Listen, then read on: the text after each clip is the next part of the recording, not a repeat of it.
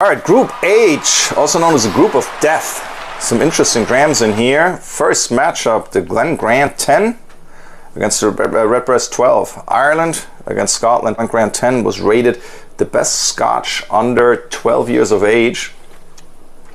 And the Redbreast is obviously always rated very highly, normally the cask strength, but still the regular 12er as well. A lot of times when people think of pot still in Ireland, the Redbreast comes to mind. I'm actually going to get started with the Redbreast here. Very nice. The creamy pot still coming in. I actually prefer the Glen Grant on the nose. You know, you get that vanilla, raisiny, you get that juicy malt. Redbreast. You also get some vanilla overtones, and you get that pot still goodness, so to speak. Yeah, both of these whiskeys coming in at 40%, so even playing field there. You do have a Irish pot still versus a younger, a 10-year Scot. But I mean, this one is really tricky because despite its age, it really weighs in like a much older whiskey. On the delicate side, but lots of flavor going on. Still, I would have to give it to the Redbreast 12 here. Very difficult to beat. I think this is one of my favorites in terms of going far, possibly winning the tournament.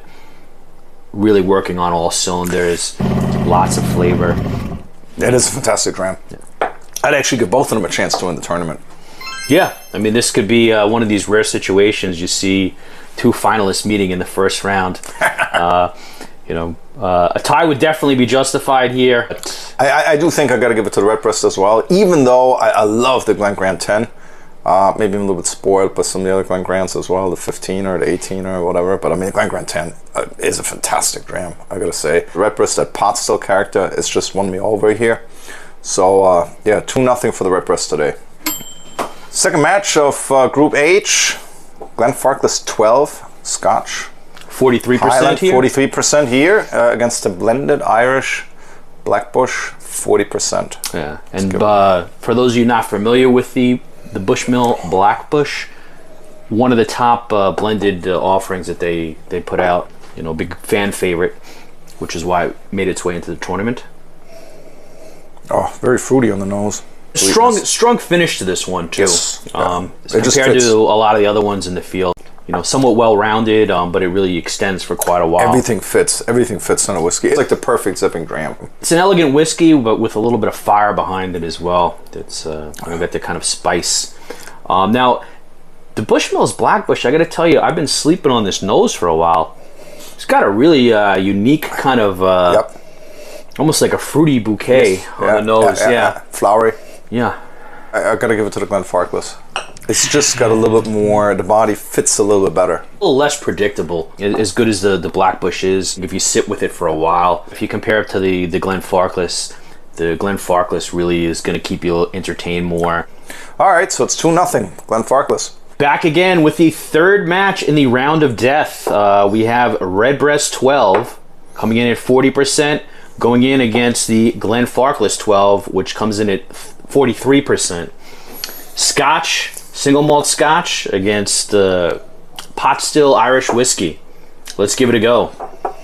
It's interesting, actually. This time I'm picking up more of the sherry on the nose than I did the first time. Definitely has a little more punch to it. Yeah. It's like a wild stallion. The contrast there, because you really got this one is ripping, and then you have the Redbreast 12 is really, you know, just mellow and creamy. Not to be cliche, a very smooth sipper. I kind of got to give it to the Glenfarclas here. Yeah.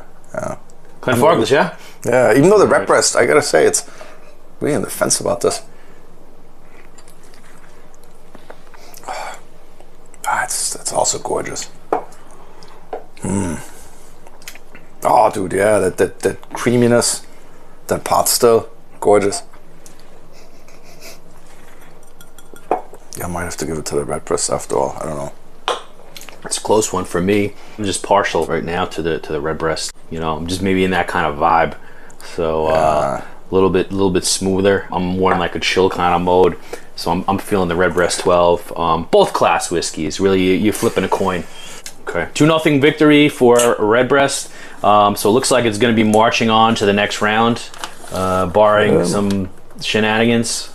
Group H, next match. we have, as Jim Murray said, the Glen Grant 10, which he rated back then as the best Scotch under 12 years old against one of the best 12-year-old Scotches in Scotland. 40% against 43%. Let's get it on.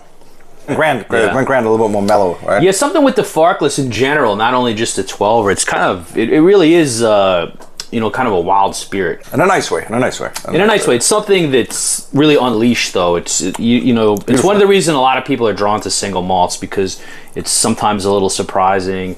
Whereas a lot of the better blends, they're more smooth. It's a little bit like a Sugar Ray Leonard, right over here, like a little bit smoother. A little more well-rounded against Roberto Duran, more of a brawler, still very skilled as well. Just two different sides of the coin. The funny thing about this one is the 12 is actually more rough than the 10. The 10, it's kind of usually the older whiskey is going to be a little more refined, and the younger whiskey is going to have a little bit more punch, but the roles are reversed. For my take, again, it is pretty much all the matches that we said, very difficult. Just for my own palate, I do prefer the Glen Grant 10. Really astounding what it does as a 10-year-old whiskey. Yep. A little more of a delicate dram, but I think for me, more of the time I'm going to lean towards this kind of dram. You know, not to slight the Glenfarclas though either. I would not complain if I showed up and there was a bottle of this wherever I was. You also for the, what do you think? So Glen Grant it is 2-0. We got the Glen Grant 10, been doing fairly well in this tournament so far against the Black Bush from Ireland. We're just having a little bit of tough time in this group, this particular group, the group of death. Black Bush is a little bit like the underdog in here, right? Yeah, it's kind of getting bullied. It's the only blend in a field of pretty much single malts. Okay, the Redbreast is a pot still, but it's on a different level. The Glen Grant 10, it just brings more to the table. Absolutely. There is more complexity going on here. Yeah, this one you're going to discover new things as you go along and pick out like different notes. Not so much with the Black Bush. Unfortunately for the Black Bush, this looks pretty much like the end. I think in another group, it would have had a much better chance of advancing. This, as we mentioned, is the group of death.